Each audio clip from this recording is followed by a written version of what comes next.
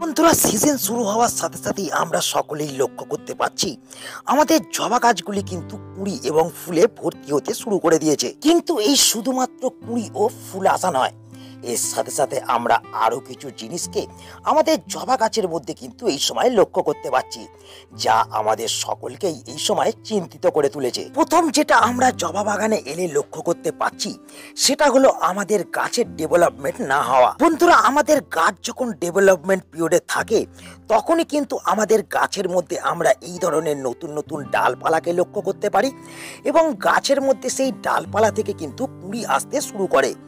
কিন্তু এখনো পর্যন্ত অনেকের গাছের মধ্যে এই ধরনের ডেভেলপমেন্ট যেমন হচ্ছে না, তেমন তার সঙ্গে সঙ্গে গাছের মধ্যে এই সময় কুঁড়িকেও তোমরা কিন্তু লক্ষ্য করতে পারছো না। দ্বিতীয় যে সমস্যাটাকে লক্ষ্য করা যাচ্ছে, এই যে দেখতে পাচ্ছ গাছের মধ্যে কুঁড়ি আসতে শুরু করেছে, এই কুঁড়ি আসার সময় গাছের মধ্যে পিঁপড়ে, মিলিবাগ, জাপ পোকা এবং বিভিন্ন ধরনের কিন্তু ফাঙ্গাল অ্যাটাক লক্ষ্য করা যাচ্ছে।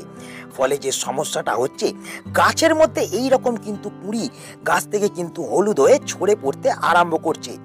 এর সাথে সাথে যেটা হচ্ছে, আমাদের গাছের মধ্যে এই যে কুঁড়ি আসছে, সেই কুঁড়িগুলো কিন্তু সঠিকভাবে ফুটে ফুলে পরিণত হচ্ছে না। মানে এই যে দেখতে পাচ্ছ কুঁড়িগুলি যে এই বড় বড় অবস্থায় আছে, এই বড় বড় অবস্থায় থাকার সত্ত্বেও সঠিকভাবে কিন্তু গাছের মধ্যে ফুটছে না। যদিও বা কিছু ফুল ফুটছে, সেই ফুলের আকার আয়তন কিন্তু ছোট হয়ে যাচ্ছে। ফলে আমাদের গাছের মধ্যে কুঁড়ি আসা সত্ত্বেও আমরা কিন্তু সেইভাবে গাছ থেকে কিন্তু কেউই ফুলকে পেতে পারছি না। এর পাশাপাশি যে 3 নম্বর সমস্যাটাকে আমরা লক্ষ্য করতে পারছি, সেটা হলো আমরা জবা বাগানে এলেই দেখতে পাচ্ছি আমাদের জবা গাছের পাতাগুলি এই রকম সবুজ থাকার বদলে কিছু পাতা এই রকম হলুদ হয়ে কিন্তু গাছ থেকে হঠাৎ ঝরে যেতে আরম্ভ করছে। যদিও এই সিজনের শুরুতে আমাদের জবা গাছের পুরাতন পাতা হলুদ হতে থাকে এবং গাছ কিন্তু এই রকম নতুন নতুন পাতাকে ডেভেলপ করতে থাকে, কিন্তু এই সিজনে আমরা অনেকেই লক্ষ্য করতে পারছি আমাদের অনেক জবা গাছের কচি পাতাও এই সময় কিন্তু হলুদ হয়ে গাছ থেকে ঝরে যেতে আরম্ভ করছে। এই সিজনের শুরুতে আমাদের জবা গাছের মধ্যে হওয়া এই সব সমস্যাকে আমরা সমাধান করতে পারি মাত্র এই ঘরোয়া জিনিসটা প্রয়োগ করে। তো কি এই জিনিস, কিভাবে আমরা এই জিনিসটাকে আমাদের জবা গাছের মধ্যে এই সময় প্রয়োগ করব,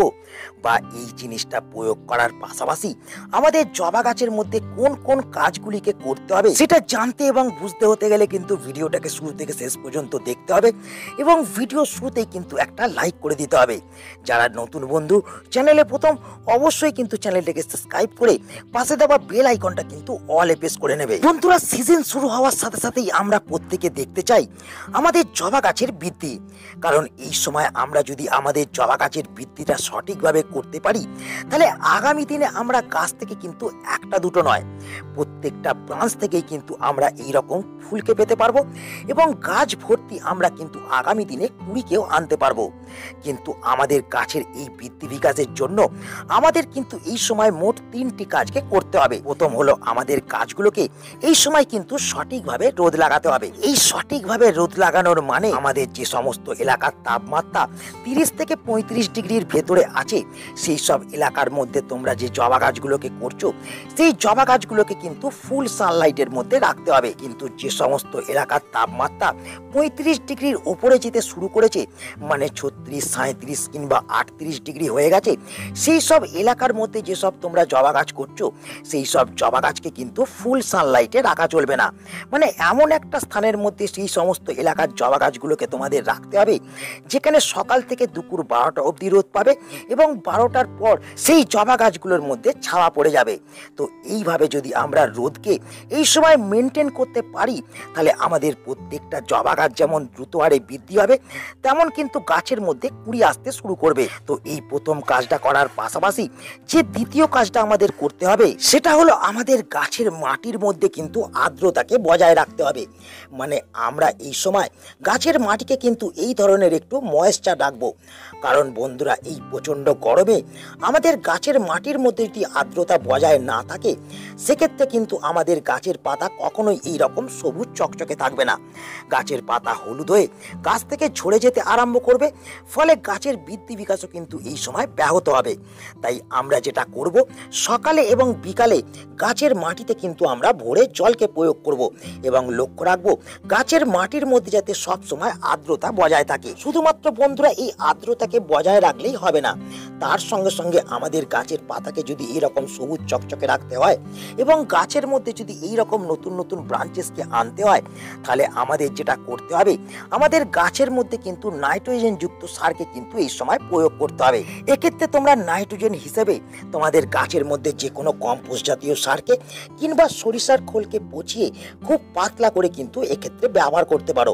সেক্ষেত্রেও কিন্তু সুন্দর বেনিফিট তোমরা কিন্তু পেতে পারবে। কিন্তু আমাদের জবা ফুল গাছের মধ্যে আমরা বিভিন্ন ধরনের খাদ্য চাহিদাকে মেটানোর ফলে আমরা যখন দেখতে পারবো যে আমাদের গাছের মধ্যে এইরকম নতুন নতুন ডালপালা এবং পাতা বৃদ্ধি হচ্ছে, তখন কিন্তু আমরা যেটা করব, আমরা কিন্তু গাছের মধ্যে কুঁড়ি আনবো এবং এই কুঁড়ি আনার পিরিয়ডে আমাদের গাছের মধ্যে কিন্তু বেশ কিছু সমস্যা লক্ষ্য করা যায়। সেটা হলো আমাদের জবা গাছের মধ্যে যখন এই ধরনের কুঁড়ি আসতে শুরু করে, তখন কিন্তু কুঁড়িগুলি হলুদ হয়ে গাছ থেকে ঝরে পড়তে আরম্ভ করে।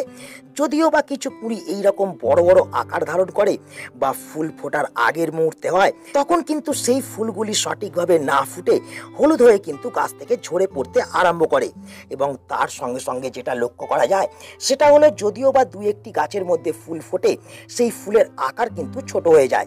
তোমরা দেখতে পাচ্ছ আমার কিন্তু এই ফুলের আকার আয়তন খুবই ছোট। তো বন্ধুরা, এই সমস্যাগুলি হওয়ার পেছনে বেশ কিন্তু কিছু কারণ আছে এবং সেই কারণগুলির মধ্যে মূলত আমরা যে কারণের জন্য আমাদের জবা গাছের মধ্যে এই সমস্ত সমস্যাকে লক্ষ্য করতে পারছি, সেটা হলো গাছের মধ্যে খাবারের অভাব, যেটা নিয়ে আমি আগেই তোমাদের সঙ্গে আলোচনা করলাম, এবং তার সঙ্গে সঙ্গে গাছের মধ্যে পোকামাকড়ের আক্রমণ। তো প্রথমেই আমাদের জবা গাছের মধ্যে প্রচুর পরিমাণে এই রকম কুঁড়িকে আনতে হতে গেলে আমাদের যেটা করতে হবে, সেটা হলো এই যে জিনিসটাকে তোমরা দেখছো, এই জিনিসটাকে কিন্তু আমরা আমাদের গাছের মধ্যে প্রয়োগ করে আমরা আমাদের গাছকে দ্রুত হারে বৃদ্ধি করতে পারবো, গাছের মধ্যে প্রচুর পরিমাণে কুঁড়ি এবং ফুলকেও আনতে পারবো। তো বন্ধুরা, এই জিনিসটা হলো আমাদের এনপিকে 20-20-20। আমরা যদি এই রাসায়নিক সারকে ব্যবহার করতে চাই, তাহলে আমাদের যেটা করতে হবে, আমাদের কিন্তু 1 লিটার জলের মধ্যে 2 গ্রাম এই সমান রেশিওর এনপিকে মানে 20-20-20কে কিন্তু প্রথম মিশিয়ে দিতে হবে এবং মিশিয়ে দেওয়ার পর ভালো করে জলটাকে ঝাঁকিয়ে নিয়ে গাছের পাতার মধ্যে ভালো করে কিন্তু স্প্রে করে দিতে হবে। ফলে আমরা আমাদের জবা গাছের মধ্যে সমস্ত ধরনের খাদ্য চাহিদাকে মেটাতে পারবো।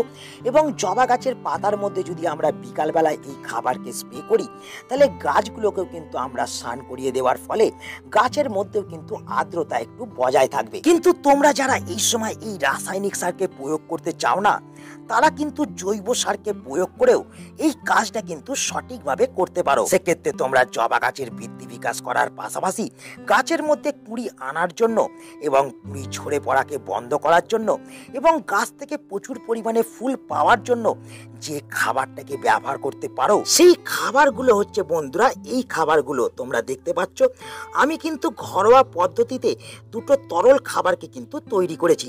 এই যে খাবারটাকে আমি তৈরি করেছি, এই খাবারটা তৈরি করার জন্য যেটা নিয়েছি সেটা হলো বন্ধুরা আমাদের এই বেদানার খোসা, এবং তার সঙ্গে সঙ্গে এই যে খাবারটা তৈরি করেছি, এই খাবারটা তৈরি করার জন্য আমি যেটা নিয়েছি সেটা হচ্ছে মৌসুমী লেবুর খোসা। তো এই দুটি খাবারের মধ্যেই প্রচুর পরিমাণে nitrogen, phosphorus, potassium, magnesium, iron, sulphur এবং বিভিন্ন ধরনের কিন্তু মাইক্রোনিউট্রিয়েন্ট আছে। তো আমি যেটা করেছি, আমি কিন্তু দুটো পাত্রের মধ্যে 500 ml করে জল নিয়েছি এবং প্রথম পাত্রের মধ্যে যে 500 ml জলটা আমি নিয়েছি, সেই জলের মধ্যে আমি কিন্তু দুটো বেদানার খোসাকে কিন্তু দিয়ে দিয়েছি এবং তার সঙ্গে সঙ্গে দ্বিতীয় পাত্রের মধ্যে 500 ml যে জল নিয়েছি, সেই জলের মধ্যে কিন্তু দুটো বড় বড় মৌসুমী লেবুর খোসাকে আমি কিন্তু প্রয়োগ করে দিয়েছি এবং প্রয়োগ করে দেওয়ার পর আমি কিন্তু 48 ঘন্টা রেখেছি এবং রাখার ফলেই কিন্তু আমি এই দ্রবণগুলোকে কিন্তু সুন্দরভাবে তৈরি করে ফেলেছি। এবং আমি যেটা করব, এই দুটো দ্রবণকে কিন্তু একসঙ্গে আমি মেশাবো, মিশিয়ে তার সঙ্গে কিন্তু আমি সম পরিমাণে কিন্তু জল মেশাবো, মিশিয়ে কিন্তু গাছের মধ্যে প্রয়োগ করব।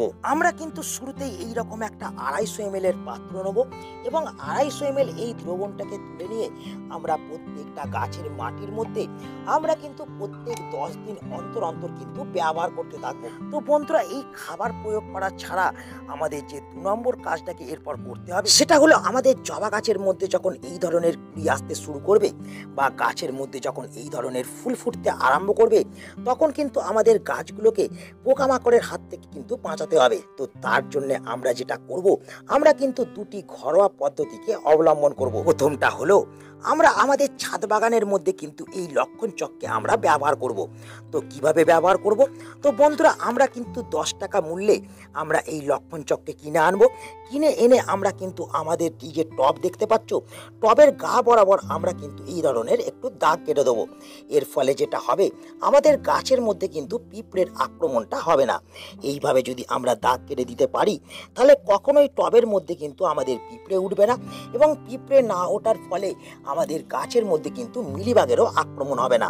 এবং এই কাজটা করার পাশাপাশি আমরা যেটা করব সেটা হলো বন্ধুরা, আমরা কিন্তু এই লক্ষণ চককে একটুখানি কিন্তু খইয়ে নেব বা শক্ত কিছু দিয়ে ঢুকে আমরা কিন্তু লক্ষণ চকটাকে কিন্তু এইভাবে একটু গুঁড়ো করে নেব। এবং এই গুঁড়ো লক্ষণ চকটাকে নিয়ে আমাদের যেটা করতে হবে, আমাদের হাত না লাগিয়ে আমাদের একটা তুলিকে জলের মধ্যে একটু ভিজিয়ে নিয়ে আমাদের লক্ষণ চকটাকে এই তুলির মধ্যে একটুখানি কিন্তু নিয়ে নিতে হবে। এবং এই লক্ষণ চকটাকে নিয়ে আমাদের যেটা করতে হবে, আমাদের এই যে সমস্ত গাছের মধ্যে পিঁপড়ের আক্রমণ হচ্ছে সেই সমস্ত গাছের কাণ্ডর মধ্যে আমাদের কিছুটা কিছুটা করে এই লক্ষণ চককে কিন্তু লাগিয়ে দিতে হবে।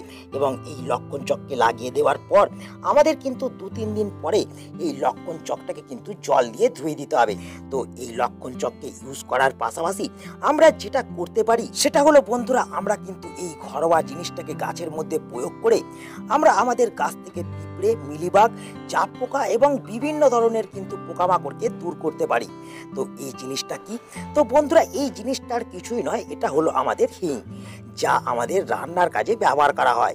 এবং এই হিঙের গন্ধ কিন্তু আমাদের পোকামাকড় বা পিঁপড়ে কিন্তু একেবারেই সহ্য করতে পারে না। সঠিকভাবে যদি আমরা এই হিংকে ব্যবহার করি, তাহলে আমরা কিন্তু ঘরোয়া পদ্ধতির মাধ্যমে আমাদের জবা গাছের মধ্যে হওয়া পিঁপড়ের আক্রমণকে বন্ধ করতে পারবো এবং তার সঙ্গে সঙ্গে সমস্ত ধরনের পোকামাকড়কে এই হিং দ্বারা কিন্তু আমরা দূর করতে পারবো।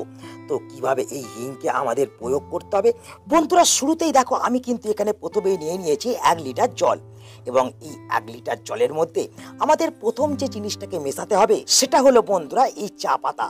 তো এই চা পাতাকে যদি আমরা এই দ্রবণটা তৈরি করার ক্ষেত্রে ব্যবহার করি, তাহলে যেমন আমাদের গাছের মধ্যে আমরা নাইট্রোজেনের যোগান দিতে পারবো এবং তার সঙ্গে সঙ্গে এই চা পাতার মধ্যে থাকা অ্যাসিড আমাদের গাছের সমস্ত ধরনের পোকামাকড়কে কিন্তু দমন করতে পারবে। তো আমরা যেটা করব, 1 লিটার জলের মধ্যে কিন্তু আমরা 1/2 চামচ চা পাতাকে কিন্তু প্রথম প্রয়োগ করে দেবো। এবং এই চা পাতাকে প্রয়োগ করার পর যে 2 নম্বর উপকরণটাকে আমরা নেব সেটা হলো বন্ধুরা এই হিং। তো আমরা যেটা করব, 1 লিটার জলের জন্য আমরা কিন্তু 2 থেকে 3 গ্রাম হিংকে নেব। নিয়ে আমরা কিন্তু 1 লিটার জলের মধ্যে দিয়ে ভালো করে কিন্তু জলটাকে একটুখানি গুলে নিয়ে আমরা 3 থেকে 4 ঘন্টার জন্য জলটাকে একটা ছাওয়াযুক্ত জায়গার মধ্যে রেখে দেবো। এবং 3 থেকে 4 ঘন্টা পর আমরা এই দ্রবণটাকে কিন্তু দুটো পদ্ধতিতে আমাদের জবা গাছের মধ্যে কিন্তু প্রয়োগ করব। এক হচ্ছে এই দ্রবণটাকে আমরা আমাদের জবা গাছের মাটির মধ্যে প্রয়োগ করে মাটির মধ্যে বাসা হওয়া পিঁপড়ে, কেঁচো, কেন্নকে কিন্তু এই সময় দূর করব। এবং তার সঙ্গে সঙ্গে এই দ্রবণটাকে আমরা গাছের পাতার মধ্যে স্প্রে করে সমস্ত ধরনের পোকামাকড় এবং পিঁপড়েকে কিন্তু দূর করব। তো এই দ্রবণটাকে যদি আমরা আমাদের জবা গাছের মাটির মধ্যে প্রয়োগ করতে চাই, তাহলে আমাদের যেটা করতে হবে, আমাদের 250 ml করে দ্রবণকে নিয়ে আমাদের প্রত্যেক 10 দিন অন্তর অন্তর আমাদের জবা গাছের মাটির মধ্যে কিন্তু বিকাল বেলায় প্রয়োগ করে দিতে হবে। তোমরা দেখতে পাচ্ছ আমি কিন্তু এখানে প্রয়োগ করে দিচ্ছি। এবং বাকি দ্রবণটাকে আমরা যে 2 নম্বর পদ্ধতিতে ব্যবহার করব সেটা হলো আমরা কিন্তু জবা গাছের পাতার মধ্যে এই দ্রবণটাকে কিন্তু ভালো করে ছেঁকে নিয়ে স্প্রে করে দেবো। এই কাজটাকেও তোমাদের করতে হবে প্রত্যেক 10 দিন অন্তর অন্তর। তাহলেই কিন্তু তোমরা দেখবে 2 থেকে 3 বার এই দ্রবণটাকে ব্যবহার করলেই সমস্ত ধরনের পোকামাকড়, পিঁপড়ে এবং বিভিন্ন ধরনের কিন্তু কীটপতঙ্গের আক্রমণ জবা গাছের মধ্যে হওয়া কিন্তু বন্ধ হয়ে গেছে। এবং তার সঙ্গে সঙ্গে জবা গাছের কুঁড়ি ঝরে পড়া, পাতা হলুদ হয়ে যাওয়া এবং তার সঙ্গে সঙ্গে ফুলগুলো সঠিকভাবে না ফোটার যে সমস্যা, সেই সমস্যাও কিন্তু দূর হয়েছে। তাই আজ এই ছোট্ট ভিডিওটাকে এখানেই আমি শেষ করছি। আশা করি এই ভিডিওটা তোমাদের সকলের কাজে লেগেছে। যদি ভিডিওটা ভালো লাগে তাহলে অবশ্যই ভিডিওটাকে একটা লাইক করে দেবে, তোমাদের বন্ধুদের কাছে শেয়ার করে দেবে। যারা নতুন বন্ধু চ্যানেলে প্রথম, অবশ্যই কিন্তু চ্যানেলটাকে সাবস্ক্রাইব করে রাখবে। তো দেখা হচ্ছে আবার একটা নতুন ভিডিওতে। সকলে ভালো থেকো, নমস্কার।